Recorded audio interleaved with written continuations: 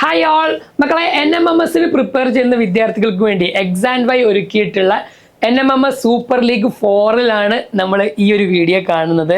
അപ്പോൾ കെമിസ്ട്രിയിൽ ഏറ്റവും ഇമ്പോർട്ടൻ്റ് ആയിട്ടുള്ള NMMS എക്സാമിൽ സ്ഥിരമായിട്ട് വരുന്ന പ്യുവർ സബ്സ്റ്റൻസ് ആൻഡ് മിക്സ്ചേഴ്സ്, ശുദ്ധ പദാർത്ഥങ്ങളും മിശ്രിതങ്ങളും, വളരെ എന്തായാലും നമുക്ക് ക്വസ്റ്റ്യൻ ഉറപ്പിക്കാവുന്ന ഒരു ടോപ്പിക്കാണ് ഇത്.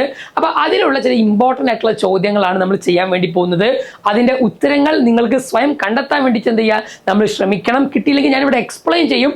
അതോടുകൂടിയിട്ട് ഇതേ ചോദ്യങ്ങൾ, ഇതുപോലെയുള്ള ചോദ്യങ്ങൾ ഒരു പക്ഷേ നമുക്ക് ഇപ്രാവശ്യത്തെ NMMS ചോദിക്കുമ്പോൾ അതിൻ്റെ ഉത്തരം മനസ്സിൽ ഉണ്ടാവണം. അത് ഉണ്ടാവണമെന്നുണ്ടെങ്കിൽ വീഡിയോ ശ്രദ്ധിച്ചെന്ത് ചെയ്യുക, കേൾക്കുക. ഉപകാരപ്പെടുമെങ്കിൽ നമ്മുടെ കൂട്ടുകാർക്ക് കൂടി എന്ത് ചെയ്യുക, നിങ്ങൾ ഷെയർ ചെയ്ത് കൊടുക്കുക. ഓക്കെ, അപ്പൊ നമുക്ക് ആദ്യത്തെ ചോദ്യത്തിലേക്ക് പോകാം. ആൻസർ പറയാൻ വേണ്ടി റെഡി ആയിട്ട് നിന്നോ. Which of the following is A pure substance? ഈ പറഞ്ഞവയിൽ ഏതാണ് ശുദ്ധ പദാർത്ഥമായിട്ടുള്ളത്? എയറുണ്ട്, ഡൈല്യൂട്ട് ഹൈഡ്രോക്ലോറിക് ആസിഡ് അഥവാ നേർപ്പിച്ച ഹൈഡ്രോക്ലോറിക് ആസിഡ്, അമോണിയ ഉണ്ട്, സോയിൽ മണ്ണുണ്ട്. ഇതിലേതാണ് മക്കളെ പ്യുവർ സബ്സ്റ്റൻസ് ആയിട്ടുള്ളത്? ചിലരെങ്കിലും ഈ ഒരു ക്വസ്റ്റ്യൻ കാണുമ്പോൾ ഈസി എന്ന് വിചാരിക്കും, പക്ഷേ ഉത്തരം തെറ്റിപ്പോയുള്ള ചാൻസ് വളരെ കൂടുതലാണ്. നമ്മുടെ ചോദ്യത്തിന് ആൻസർ നിങ്ങൾ ചെയ്തു നോക്കുകയാണെങ്കിൽ ഉത്തരം നമുക്ക് കിട്ടുക ഓപ്ഷൻ സി, അമോണിയ ആയിരിക്കും. ബാക്കിയുള്ളതൊക്കെ മിക്സ്ചറാണ്, മിശ്രിതമാണ്. എപ്പോഴാണ് ഒരു പദാർത്ഥം ശുദ്ധ പദാർത്ഥം എന്നും മിശ്രിതം എന്നും വിളിക്കുന്നത്? നമുക്കറിയാം, നമ്മൾ ഈ പറഞ്ഞ മാറ്ററിനെ, പദാർത്ഥത്തെ നമുക്ക് രണ്ടായിട്ട് കാറ്റഗറി ചെയ്യാം. ഒന്ന് ശുദ്ധ പദാർത്ഥം, ഒന്ന് മിശ്രിതം. ശുദ്ധ പദാർത്ഥത്തിൽ നമുക്കറിയാം ഒരേ തരത്തിലുള്ള കണികകൾ കൊണ്ട് നിർമ്മിതമാണ്. സെയിം ടൈപ്പ് ഓഫ് പാർട്ടിക്കിൾസ് ആയിരിക്കും ശുദ്ധ പദാർത്ഥത്തിൽ ഉണ്ടാവുക. ഓക്കെ, ഗോൾഡ് ശുദ്ധ പദാർത്ഥമാണ്, അതേപോലെ വാട്ടർ ശുദ്ധ പദാർത്ഥമാണ്, കാർബൺ ഡൈ ഓക്സൈഡ് ശുദ്ധ പദാർത്ഥമാണ്. ഓക്കെ, ഈ പറഞ്ഞ ശുദ്ധ പദാർത്ഥം വീണ്ടും രണ്ട് തരത്തിലുണ്ട്. എലമെന്റുകളൊന്നും കോമ്പൗണ്ടുകളൊന്നും, മൂലകങ്ങളെന്നും സംയുക്തങ്ങളെന്നും. മൂലകങ്ങൾക്ക് ഉദാഹരണം നമുക്ക് കുറേ അറിയാം അല്ലെ. 118 മൂലകങ്ങൾ പീരിയോഡിക് ടേബിൾ നമ്മൾ പഠിച്ചാണ് അല്ലെ. Hydrogen, oxygen, carbon, nitrogen, argon, ഇതൊക്കെ എന്താണ്? മൂലകമാണ്. എന്നാൽ ഈ മൂലകങ്ങൾ, എലമെന്റുകൾ കമ്പൈൻ ചെയ്തിട്ട് കോമ്പൗണ്ടായി മാറുന്നു. മൂലകങ്ങൾ കൂടിച്ചേർന്ന് സംയുക്തങ്ങളായി മാറുന്നു. സംയുക്തങ്ങൾക്ക് എക്സാമ്പിൾ എന്തൊക്കെയാ? അമോണിയ, നൈട്രജനും ഹൈഡ്രജനും കൂടി ചേർന്നിട്ടാണ് അമോണിയ ഉണ്ടായത്. കാർബണും ഓക്സിജനും കൂടി ചേർന്ന് കാർബൺ ഡൈ ഓക്സൈഡ് ഉണ്ടാവും. ഹൈഡ്രജനും ഓക്സിജനും കൂടി ചേർന്ന് വാട്ടർ ഉണ്ടാകും. കാർബണും ഹൈഡ്രജനും കൂടി ചേർന്ന് മീഥേൻ ഉണ്ടാകും. ഇതൊക്കെ എന്താണ്? ശുദ്ധ പദാർത്ഥമാണ്. ഓക്കെ, അപ്പൊ ഈ പറഞ്ഞ സംയുക്തങ്ങൾ അഥവാ കോമ്പൗണ്ടുകൾ എന്താണ്? ശുദ്ധ പദാർത്ഥമാണ്. എന്നാൽ മിക്സ്ചർ നമുക്കറിയാം. മിക്സ്ചർ എന്താണ്? മിശ്രിതം എന്ന് പറയുന്നത് വ്യത്യസ്ത തരത്തിലുള്ള കണികകളാണ്. നോക്കിക്കേ നിങ്ങളെ, വായുവിൽ ഒരു നൈട്രജൻ മാത്രമാണ് ഉള്ളത്? അല്ല, നൈട്രജൻ ഉണ്ട്, ഓക്സിജൻ ഉണ്ട്, ആർഗൺ ഉണ്ട്, കാർബൺ ഡൈ ഓക്സൈഡ്, ഇങ്ങനെ ഒരുപാട് പേരുണ്ട്. അപ്പൊ അതൊരു മിശ്രിതമാണ്.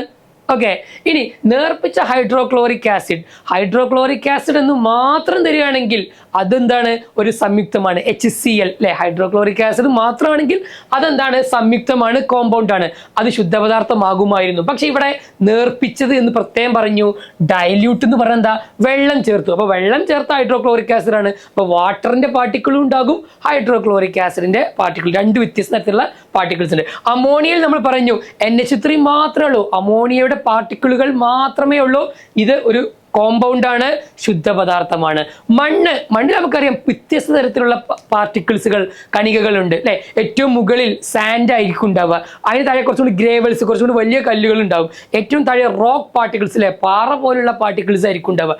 ഒക്കെ വ്യത്യസ്ത തരത്തിലുള്ള കണികകൾ കൊണ്ട് നിർമ്മിതമാണ്. സോ ഓപ്ഷൻ സി മാത്രമാണ് ഈ ഒരു ചോദ്യത്തിന്റെ. ഇത് വളരെ അല്ലേ സിമ്പിളാണ് നമ്മൾ വിചാരിക്കും, പക്ഷേ തെറ്റിപ്പോക്കാൻ നല്ല ചാൻസ് ഉള്ള ഒരു ചോദ്യമാണ്. കൃത്യമായി ഈ ഒരു ടേബിൾ നമ്മളെ മനസ്സിലുണ്ടെങ്കിൽ പെട്ടെന്ന് കിട്ടും. അപ്പൊ ഇനി മിശ്രിതവുമായി ബന്ധപ്പെട്ട ചോദ്യമായിരിക്കും.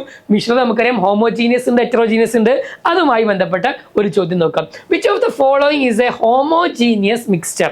ഓക്കെ, പിന്നെ മലയാളം കൂടി ഞാൻ പറയും. ഹോമോജീനിയസ് എന്ന് പറഞ്ഞാൽ ഏകാത്മക മിശ്രിതം, ഹെറ്ററോജീനിയസ് ഭിന്നാത്മക മിശ്രിതം. അപ്പൊ ഏകാത്മക മിശ്രിതത്തിന് ഉദാഹരണം ഏതാണ്? Soil, steel, milk, smoke. Answer അറിയോ മക്കളെ? സോയില് മണ്ണ് അല്ലെ, സ്റ്റീൽ എന്താ? സ്റ്റീൽ തന്നെ. മിൽക്ക് എല്ലാവർക്കും അറിയാം, പാൽ അല്ലെ. സ്മോക്ക് അതും എല്ലാവർക്കും അറിയാം. ഓക്കെ, അപ്പൊ ഇതിൽ ഏതായിരിക്കും മക്കളെ ചോദ്യത്തിന്റെ ഉത്തരമായിട്ട് വരിക? ഒന്ന് ട്രൈ ചെയ്ത് നോക്കടാ. ഇതിൽ ഏതാണ് ഹോമോജീനിയസ് മിക്സ്ചർ? ആൻസർ നമ്മൾ ചെയ്ത് കഴിഞ്ഞാൽ option B is the right answer. കിട്ടിയോ? അത് തെറ്റിപ്പോയോ? സിമ്പിൾ ആയിട്ട് പറഞ്ഞാ രണ്ട് തരത്തിലുണ്ടെന്ന് പറയില്ല നമ്മള്. ഹോമോജീനിയസും ഹെറ്ററോജീനിയസും. ഏകാത്മക മിശ്രിതം എന്ന് പറഞ്ഞാൽ അതിലുള്ള കണികകൾ യൂണിഫോംലി ഡിസ്ട്രിബ്യൂട്ടഡ് ആയിരിക്കും, അഥവാ എല്ലായിടത്തും ഒരേപോലെയായിരിക്കും. ഹോമോജീനിയസിന് എക്സാമ്പിൾ നോക്കൂ നിങ്ങൾ. എയറിലുള്ള പാർട്ടിക്കിൾ നോക്കിക്കഴിഞ്ഞാൽ യൂണിഫോം ഡിസ്ട്രിബ്യൂഷൻ ഓഫ് പാർട്ടിക്കിൾസ് ആണ്, അഥവാ അവിടെ നൈട്രജനും കാർബൺ ഡൈ ഓക്സൈഡും ഓക്സിജനൊക്കെ വ്യത്യസ്ത അളവുകൾ, ഡിഫറെന്റ് കോമ്പോസിഷൻ ആണെങ്കിൽ പോലും എല്ലായിടത്തും ഒരേപോലെ ആയിരിക്കും. ഇപ്പൊ അമേരിക്കത്തെ എയർ എടുത്താൽ അവിടെ മാത്രം നൈട്രജൻ, ഇന്ത്യത്തെ എയർ എടുത്താൽ അവിടെ കുറെ ഓക്സിജൻ, അങ്ങനെയൊക്കെയാണോ? അല്ല, എല്ലായിടത്തും ഒരേപോലെയാണ് ആ പറഞ്ഞ കണികകളെ ഡിസ്ട്രിബ്യൂട്ട് ചെയ്തിട്ടുള്ളത്. ഓക്കെ, അപ്പൊ എയർ, ബ്രാസ് നമുക്കറിയാം, പിച്ചള അല്ലെ, കോപ്പറും സിങ്കും കൂടി ചേർന്നാണ്. അതേപോലെ തന്നെ ബ്രോൺസ് ഉണ്ട്, നമ്മൾ വെങ്കലം എന്നൊക്കെ വിളിക്കുന്നത് അല്ലെ. ബ്രോൺസിൽ എന്തൊക്കെയുള്ളത്? കോപ്പറും ടിന്നുമാണുള്ളത് അല്ലെ. ആ രണ്ടുപേര് കൂടി ചേർന്നാണ്. അപ്പൊ ഇവരൊക്കെ എന്താണ്? ഈ പറഞ്ഞ ഹോമോജീനിയസ് മിക്സർ ആണ്. സാൾട്ട് സൊല്യൂഷൻ അല്ലെ, ഉപ്പ് ലായനി, sugar solution, copper sulphate solution, ഇതൊക്കെ ഈ പറഞ്ഞ ഹോമോജീനിയസിന് എക്സാമ്പിൾ ആണ്. റെഡി? അപ്പൊ ഇനി നമ്മൾ ഹെറ്ററോജീനിയസിലേക്ക് പോയാലോ? അതിന്റെ നേരെ ഓപ്പോസിറ്റ് ആണ് non uniform distribution of particles. കണികകൾ എല്ലായിടത്തും തുല്യമല്ല. നോക്കിക്കേ, അല്ലെ, ഇവിടെ കുറെ പച്ച, ഇവിടെ കുറെ ചുവപ്പ് അല്ലെ, അങ്ങനെ ഒരേപോലെയാണോ? ഒരിക്കലും ഒരേപോലെയല്ല. നോക്കിക്കേ, ഓയിൽ ആൻഡ് വാട്ടർ. ഈ ഓയിൽ ആൻഡ് വാട്ടർ നമ്മൾ എടുത്തു നോക്കിക്കഴിഞ്ഞാൽ നമുക്ക് തന്നെ അറിയാം, അതിന്റെ ഏറ്റവും മുകളിൽ എന്തായിരിക്കും? ഓയിലിന്റെ പാർട്ടിക്കിൾസ് ആയിരിക്കും. ഏറ്റവും താഴെ വാട്ടറിന്റെ പാർട്ടിക്കിൾ ആയിരിക്കും. സെന്ററിൽ ഓയിലും ഉണ്ടാവും, വാട്ടറും ഉണ്ടാവും. ഒരേപോലെയാണോ? അല്ല അല്ലെ. അപ്പൊ ഓയിൽ ആൻഡ് വാട്ടർ, അതേപോലെ തന്നെ കെറോസിൻ ആൻഡ് വാട്ടർ, അതേപോലെ തന്നെ നമ്മുടെ നേരത്തെ പറഞ്ഞ മിൽക്ക് അല്ലെ, നേരത്തെ നമ്മൾ പറഞ്ഞില്ലേ ഏതൊക്കെയാ? മിൽക്ക്, അതേപോലെ തന്നെ സ്മോക്ക്, ഇതൊക്കെ എന്താണ്? ഹെറ്ററോജീനിയസ് ആണ്. നമ്മൾ സൊല്യൂഷൻ എന്നുള്ള ചാപ്റ്ററിൽ, ലായനികൾ എന്നുള്ള ചാപ്റ്ററിൽ ഇവരെ കുറിച്ച് പഠിക്കുമ്പോൾ ഇവരെല്ലാം മിൽക്ക്, സ്മോക്ക്, അതേപോലെ തന്നെ മിസ്റ്റ്, ക്ലൗഡ്, ഈ സാധനങ്ങളൊക്കെ ഉണ്ടല്ലോ, പെയിന്റ് അല്ലെ, അങ്ങനത്തെ സാധനങ്ങളൊക്കെ ഉണ്ടല്ലോ, ഷേവിങ് ക്രീം, ഇതൊക്കെ നമ്മൾ കൊളോയിഡ്സ് എന്നുള്ള കാറ്റഗറിയിൽ ഉൾപ്പെടുത്തുക. രണ്ട് തരത്തിലുള്ള ലായനി ഉണ്ട്. ഓക്കെ, രണ്ടല്ല മൂന്ന് തരത്തിൽ. ഒന്ന് ശുദ്ധമായ ലായനി, ട്രൂ സൊല്യൂഷൻ, ഓക്കെ, യഥാർത്ഥ ലായനി. രണ്ട് കൊളോയിഡ്, മൂന്ന് സസ്പെൻഷൻ. അത് നമുക്ക് നമ്മുടെ 8ാം ക്ലാസ്സിന്റെ സ്റ്റേറ്റ് സിലബസിലെ അവസാന ഭാഗത്ത് എത്തുമ്പോഴാണ് ലായനികൾ എന്നുള്ള ചാപ്റ്റർ സൊല്യൂഷൻ പഠിക്കുമ്പോൾ അത് നമ്മൾ പഠിക്കും. അതിൽപ്പെട്ട കൊളോയിഡ് എന്നുള്ള കാറ്റഗറിയിലാണ് മിൽക്കും സ്മോക്കും ഒക്കെ വരുന്നത്. ഓക്കെ, ആ കൊളോയിഡ് എന്താണ്? ഹോമോജീനിയസ് അല്ല, ഹെറ്ററോജീനിയസ് ആണ്, ഭിന്നാത്മക മിശ്രിതമാണ്. ഓക്കെ, അപ്പൊ മിൽക്ക്, സ്മോക്ക്, സോയിൽ നമ്മൾ നേരത്തെ ഓൾറെഡി പറഞ്ഞു എന്താണ്? അത് മിശ്രിതമാണ്. ഏത്? ഒരേപോലെയാണോ? അല്ലെ. ഏറ്റവും മുകളിൽ സാൻഡ് ആണ്, കുറച്ചും കൂടി വലിയ പാർട്ടിക്കിൾ, ഏറ്റവും താഴെ വലിയ അല്ലെ റോക്ക് പാർട്ടിക്കിൾ. എല്ലായിടത്തും എന്താണ്? വ്യത്യസ്ത രൂപത്തിലുള്ള കണികകളാണ്. So B is the only correct ആയിട്ടുള്ള ആൻസർ. റെഡി ആണല്ലോ? യെസ്. ഇനി നെക്സ്റ്റ് ചോദ്യം നോക്കാം. അടുത്ത ക്വസ്റ്റ്യൻ പോയി നോക്കാം. Choose the incorrect statement. ഇതിൽ ഏതാണ് തെറ്റായിട്ടുള്ള സ്റ്റേറ്റ്മെന്റ്? പ്രസ്താവന ഏതാണ്? അപ്പൊ മലയാളം ഉണ്ട്, ഇംഗ്ലീഷും ഉണ്ട്, രണ്ടും നമുക്ക് നോക്കാം. ഇൻ പ്യുവർ സബ്സ്റ്റൻസസ്, ശുദ്ധമായ പദാർത്ഥത്തിൽ, all the particles are same in chemical nature. എല്ലാ കണികകളും രാസപരമായി ഒരുപോലെയാണ്, സമാനമാണ്. നെക്സ്റ്റ്, ഒരു മിശ്രിതത്തിൽ പലതരം കണികകൾ അടങ്ങിയിരിക്കുന്നു അല്ലെ. Different many type of particles ഉണ്ട് മിക്സ്ചറിൽ. കറക്റ്റ് ആണോ, ട്രൂ ആണോ, ഫാൾസ് ആണോ നോക്കിക്കോ. പെട്രോളിയം ഒരു പ്യുവർ സബ്സ്റ്റന്റ് ആണ്, ആണോ അല്ലേ? പെട്രോളിയം ഒരു പ്യുവർ സബ്സ്റ്റന്റ് ആണോ അല്ലേ? ഓക്സിജൻ വാതകം ശുദ്ധമായ പദാർത്ഥമാണ്. ഓക്സിജൻ ഗ്യാസ് ഒരു പ്യുവർ സബ്സ്റ്റന്റ് ആണ്. ഏതാണ് മക്കളെ ഇതിൽ തെറ്റായ, ഇൻകറക്റ്റ് ആയിട്ടുള്ള സ്റ്റേറ്റ്മെന്റ്? യെസ്, ഓപ്ഷൻ സി ആണ് കറക്റ്റ് ആയിട്ടുള്ള ഉത്തരം അല്ലെ. അഥവാ തെറ്റായ പ്രസ്താവന ഇതാണ്. പെട്രോളിയം ശുദ്ധപദാർത്ഥമാണോ? ഇല്ല. നമുക്കറിയാം, നമ്മൾ ഈ പറഞ്ഞ ഒരു കണികകൾ അല്ലെ, ശുദ്ധമായ പദാർത്ഥത്തിൽ കണികകളെല്ലാം ഒരേപോലെയാണ് അല്ലെ. H2O, ജലം എടുത്താൽ ജലത്തിന്റെ എല്ലാ ഭാഗത്തും ഒരേപോലെയുള്ള സ്വഭാവമായിരിക്കും ഉണ്ടാവുക. കെറോസിൻ എടുത്താൽ എല്ലാ കെറോസിന്റെ ഭാഗവും ഒരേപോലെ ആയിരിക്കും ഉണ്ടാവുക അല്ലെ. എന്നാൽ നോക്കൂ, ഒരു മിശ്രിതത്തിൽ നമുക്കറിയാം പലതരം കണികകളുണ്ട്. നമ്മൾ തൊട്ട് മുമ്പുള്ള ക്വസ്റ്റ്യനിൽ പറഞ്ഞിട്ടുള്ളൂ, പെട്രോളിയം ഒരു ശുദ്ധ പദാർത്ഥമല്ല, പെട്രോളിയം എന്താണ്? ഒരു മിക്സ്ചർ ആണെന്ന് നമുക്ക് എല്ലാവർക്കും അറിയാം അല്ലെ. പെട്രോള്, കെറോസിന്, നാഫ്ത, അതേപോലെയുള്ള ഒരുപാട് ബിറ്റുമിൻ, നമ്മൾ റോഡൊക്കെ ടാർ ചെയ്യാൻ വേണ്ടി ഉപയോഗിക്കുന്ന ബിറ്റുമിൻ അടക്കമുള്ള വ്യത്യസ്ത തരത്തിലുള്ള വസ്തുക്കൾ ഇവിടെ ഉണ്ട്. ഈ പറഞ്ഞ പെട്രോളിയത്തിൽ ഉണ്ട്. പെട്രോളിയത്തിന്റെ മറ്റൊരു പേര് ക്രൂഡ് ഓയിൽ. രണ്ടും സെയിം ആണ് കേട്ടോ. അതിൽ നിന്നാണ് നേരത്തെ പറഞ്ഞ പെട്രോളും ഡീസലൊക്കെ കെറോസിനൊക്കെ എന്ത് ചെയ്യുന്നത്? വേർതിരിച്ചെടുക്കുന്നത്. അത് ഏത് പ്രക്രിയ ആയിരുന്നു മക്കളെ? ഈ ചാപ്റ്റർ തന്നെ വളരെ ഇമ്പോർട്ടൻ്റ് ഒരു ഭാഗമാണ്. പദാർത്ഥങ്ങളെ എങ്ങനെയാണ് വേർതിരിക്കുക, മിശ്രിതങ്ങളെ എങ്ങനെയാണ് വേർതിരിക്കുക, സെപ്പറേഷൻ മെത്തേഡ് വളരെ ഇമ്പോർട്ടൻ്റ്. എന്തൊരു ക്വസ്റ്റ്യൻ സ്ഥിരമായിട്ട് NMS വരാറുണ്ട്. ഓക്സിജൻ ശുദ്ധ പദാർത്ഥമല്ലേ? ഓഫ് കോഴ്സ് ആണ്. സോ സി മാത്രമാണ് ഈ ഒരു ചോദ്യത്തിലെ തെറ്റായിട്ടുള്ള പ്രസ്താവന. സി ആണ് അപ്പോൾ കറക്റ്റ് ആയിട്ടുള്ള ഉത്തരമായിട്ട് വരുന്നത്. നോക്കൂ നിങ്ങൾ, ഞാൻ നേരത്തെ പറഞ്ഞ പോലെ Separating funnel is an apparatus which can be used for the separation of. Separating funnel എല്ലാവർക്കും അറിയാം, അത് ഏത് തരത്തിലുള്ള മിശ്രിതങ്ങളെ വേർതിരിക്കാനാണ് ഉപയോഗിക്കുക.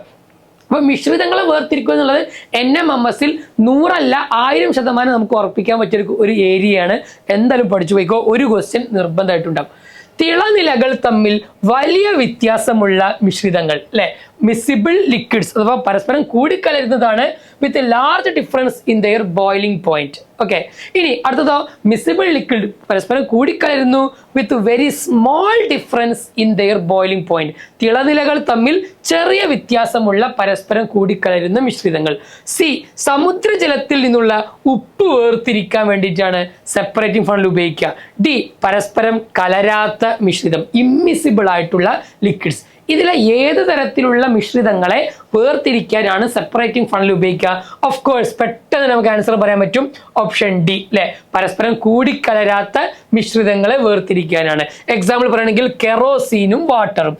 കെറോസീന് നമുക്കറിയാം എന്താണ് ഈ പറഞ്ഞിട്ടുള്ള അല്ലെ, കെറോസീൻ വാട്ടർ എടുത്തു നോക്കി കഴിഞ്ഞാൽ ആർക്കായിരിക്കും ഡെൻസിറ്റി കൂടുതൽ ഉണ്ടാവുക അല്ലെ? വാട്ടറിനാണ് സാന്ദ്രത കൂടുതൽ. വാട്ടർ താഴെ വരും, കെറോസീൻ എന്ത് ചെയ്യും, മണ്ണെണ്ണ എന്ത് ചെയ്യും, മുകളിലായിരിക്കും ഉണ്ടാവുക. എന്നിട്ട് എന്ത് ചെയ്യും, ഈ സെപ്പറേറ്റിംഗ് ഫണൽ എന്ന് പറയുന്ന ഈ അപ്പാരറ്റസ് ഉപകരണം ഉപയോഗിക്കും. കുറച്ചേരം അതിനെങ്ങനെ അവിടെ ഇളക്കാതെ വെച്ച് കഴിഞ്ഞാൽ അവിടെ ഒരു ലെയർ എന്ത് ചെയ്യും, കൃത്യമായി ഉണ്ടാകും. ഈ സ്റ്റോപ്പ് കോക്ക് ഓൺ ചെയ്യുമ്പോൾ വാട്ടർ എന്ത് ചെയ്യും, താഴേക്ക് വരും. കറക്റ്റ് ഈ ലെയർ ഇങ്ങനെ അവിടെ എത്തുന്ന സമയത്ത് സ്റ്റോപ്പ് കോക്ക് എന്ത് ചെയ്യും, ഓഫ് ആക്കും. അപ്പോൾ ഈ സെപ്പറേറ്റിംഗ് ഫണലിൽ കെറോസീൻ മണ്ണെണ്ണ മാത്രം ബാക്കിയാകും, വാട്ടർ നമുക്ക് സെപ്പറേറ്റ് ചെയ്യാൻ പറ്റും. അപ്പോൾ ഇവിടെ നമ്മൾ ശ്രദ്ധിക്കേണ്ടത് വെച്ചാൽ സെപ്പറേറ്റിംഗ് ഫണൽ എപ്പോഴാണ് ഉപയോഗിക്കുക? ഈ പറഞ്ഞ ഇമ്മിസിബിൾ ആയിട്ടുള്ള ലിക്വിഡ് പരസ്പരം കൂടിക്കലരാത്തതാവണം. അഥവാ കൂടിക്കലരാത്തതിനുള്ള കാരണം അവർ തമ്മിലുള്ള ഡെൻസിറ്റി, സാന്ദ്രത എന്താണ്, അവിടെ വ്യത്യാസമാണ്. അപ്പം മെർക്കുറി വാട്ടർ അല്ലെങ്കിൽ കെറോസിൻ വാട്ടർ, അതേപോലെ വാട്ടർ ആൻഡ് ഓയിൽ, ഇതൊക്കെ ഈ പറഞ്ഞ സെപ്പറേറ്റിംഗ് ഫണൽ ഉപയോഗിച്ച് നമുക്ക് എന്ത് ചെയ്യാം, വേർതിരിക്കാം. അപ്പോൾ ഒരുപാട് സെപ്പറേറ്റിംഗ് മെത്തേഡുകൾ, മിശ്രിതങ്ങളെ വേർതിരിക്കുന്ന മെത്തേഡുകൾ നമ്മൾ പഠിക്കുന്നുണ്ട്. അത് കൃത്യമായി പഠിക്കേണ്ടതുണ്ട്, അതിൻ്റെ കാരണവും പഠിക്കേണ്ടതുണ്ട്. എങ്കിലൊരു ചോദ്യം ഇതാ, കഴിഞ്ഞ വർഷങ്ങൾ വന്നൊരു ക്വസ്റ്റ്യൻ ആണിത്. ഉപ്പ്, അമോണിയം ക്ലോറൈഡ് ഉണ്ട്. ഈ രണ്ടും കൂടി കലർന്ന മിശ്രിതത്തിൽ നിന്നും അവയെ വേർതിരിക്കാൻ ഏത് മാർഗമാണ് നമ്മൾ ഉപയോഗിക്കേണ്ടത്? മാഗ്നറ്റിക് സെപ്പറേഷൻ അഥവാ കാന്തിക വിഭജനം, സബ്ലിമേഷൻ ഉൽപാദനം, ഡിസ്റ്റിലേഷൻ സ്വേദനം, ഹാൻഡ് പിക്കിംഗ് അഥവാ കൈകൊണ്ട് എന്ത് ചെയ്യുക, വേർതിരിക്കുക. എങ്കിൽ ഇതാ കഴിഞ്ഞ വർഷം വന്ന ഈ ഒരു ചോദ്യത്തിന്റെ ഉത്തരം ഇപ്പോൾ നമ്മൾ പഠിച്ച കാര്യങ്ങളൊക്കെ ഒന്ന് വെച്ച് നോക്കിയിട്ട് പെട്ടെന്ന് എന്ത് ചെയ്യുക, ആൻസർ നിങ്ങൾ കണ്ടുപിടിക്കുക. ഈ വീഡിയോക്ക് താഴെ കമന്റ് ചെയ്യുക. നോക്കട്ടെ ആർക്കൊക്കെ ഉത്തരങ്ങൾ കറക്റ്റായിട്ട് അറിയാം. ഇതേപോലെ ഒരു ചോദ്യം കഴിഞ്ഞ വർഷം ചോദിച്ചുവെങ്കിൽ അടുത്ത വർഷവും എന്ത് ചെയ്യും, ഇതേപോലത്തെ ക്വസ്റ്റ്യനുകൾ ചോദിക്കാം, നമുക്ക് പ്രതീക്ഷിക്കാം. ഉത്തരം കൃത്യമായിട്ട് എന്ത് ചെയ്യുക, വീഡിയോക്ക് താഴെ കമന്റ് ചെയ്യുക. മറ്റൊരു ടോപ്പിക്കിൽ മറ്റൊരു വീഡിയോയുമായി നമുക്ക് വീണ്ടും കാണാം. താങ്ക്